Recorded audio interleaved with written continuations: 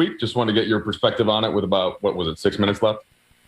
Yeah, no, that's exactly what it was. It was a tweak. I stepped on Alexander's foot on the way down after the last layup, but I'll be fine.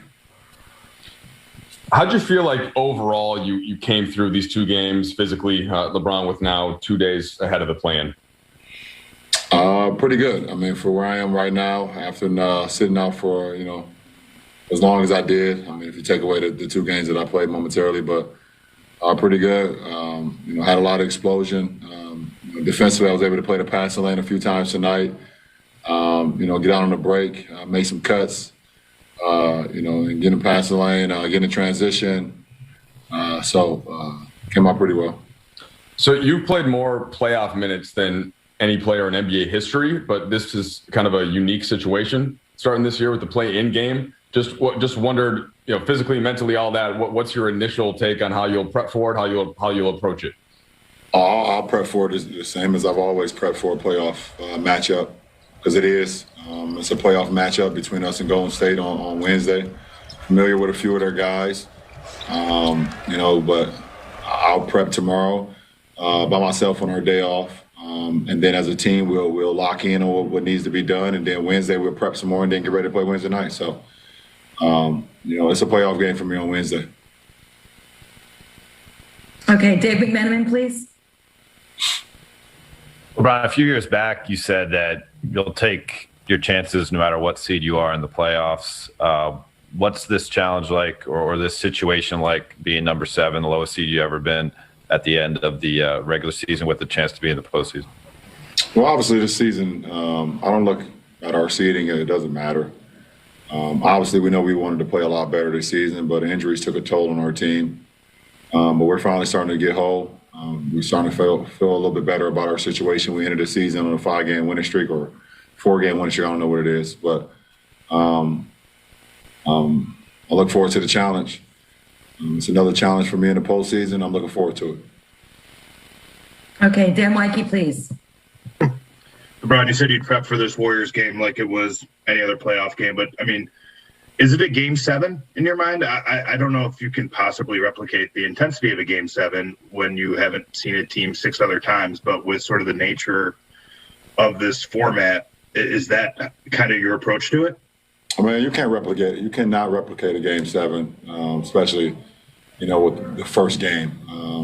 And I've always treated Game 1s like a fill-out game, but obviously you don't have that luxury in a play-in game. So, we just got to play to the best of our ability.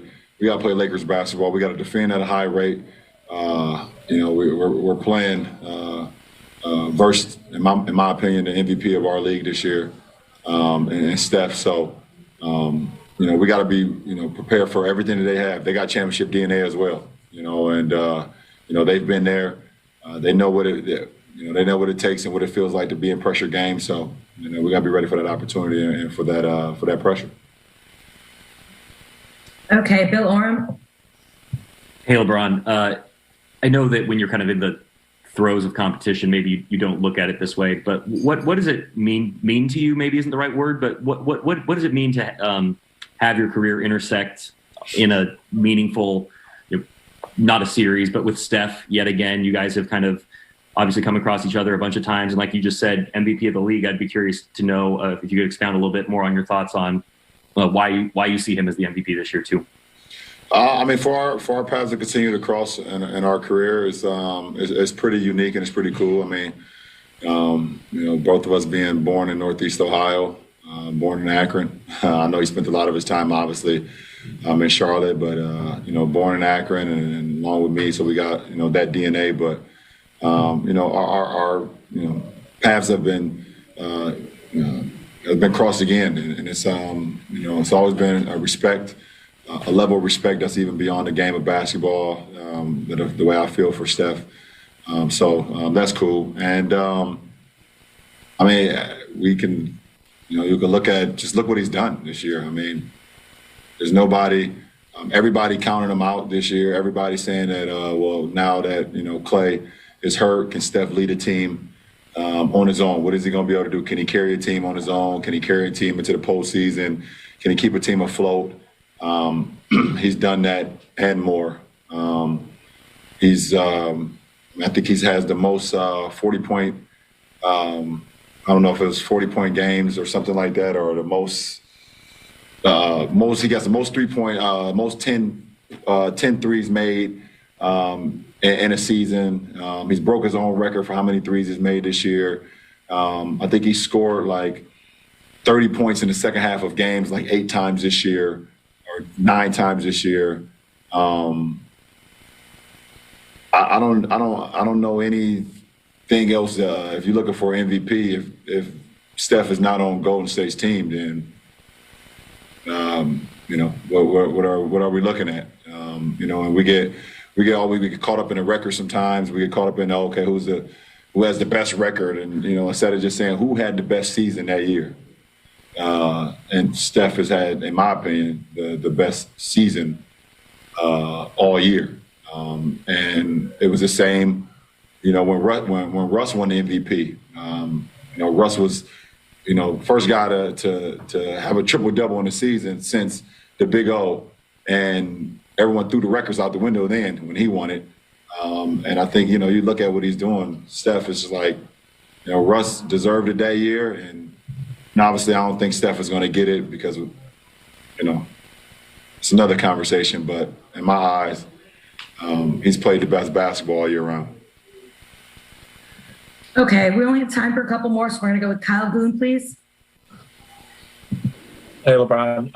I have 2 related questions. One, you said you're going to be fine. I was wondering if that meant that you feel some discomfort at all in your ankle and you're just anticipating that with treatment you're going to be fine. And then 2, you've missed more games of injury this season than any season in your career. I'm just wondering, is that mentally hard to kind of tackle when you're dealing with the same ankle these last couple times you've been out?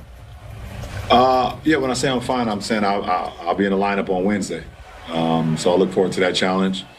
And it's been hard to tackle it because I was playing some of the best basketball of my career before the injury, and it wasn't like a self-inflicted wound. It wasn't something that I could control. It's not like I wasn't putting in the work and then my body failed me. I literally had a grown man diving at my leg for a loose ball, and here's the injury, so I had to pay the price of that and take my time and get my ankle to where it is today, where I'm able to be back on the floor. But it cost me 7 weeks of the season, 6 weeks of the season, which I still think back on. I still hate it. I still not comfortable with it, or even gave it much thought to it as far as like what this season could have been, for me personally. So I've hated every moment of that, but it is what it is, and this is the time, and the time is now, and I'm ready for it. Okay, last question, Mark Medina, please. LeBron, good to see you. To follow up more on Steph, just knowing that you had that kind of rival where, you faced off for multiple championships, how do you think that kind of affected and shaped your journey and what that meant to you overall? I mean, I don't know. I mean, I've had like 3, I guess you could look at my career like the Godfather trilogy. It's been literally like a 3-part, movie. You go the first 7 years, and the next 7 years, and then 3. I got a couple more years. Then you go the final 7 years. It's literally like the Godfather trilogy, to be honest. So every obstacle that I've had, every challenge that I've had, every moment that I've had has shaped me to who I am today in year 18. And having a rival that we had with Golden State. And those years when we played them 4 straight times in the finals shaped a part of my career. So, I mean, I've had some battles versus a lot of greats. I mean, you look at 3 of the greatest players ever to play the game just went to the Hall of Fame, and I had battles with all 3 of them. Obviously, my battles with Timmy in the finals, my battles with KG in the East, trying to get to the finals, and obviously my battles in the regular season with Kobe every time we play in our 2 games per year. And so, I've had a lot of a lot of battles and a lot of things that's shaped me to who I am today, and I appreciate it, and I've not taken any one of those moments for granted. Appreciate it. Yep.